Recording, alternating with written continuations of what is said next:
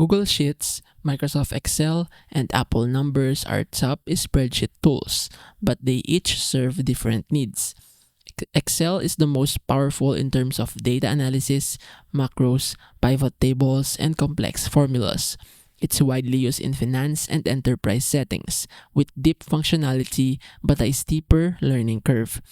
Google Sheets is lighter but built for collaboration. It's cloud native, supports real-time multi-user editing, and integrates well with Google Workspace.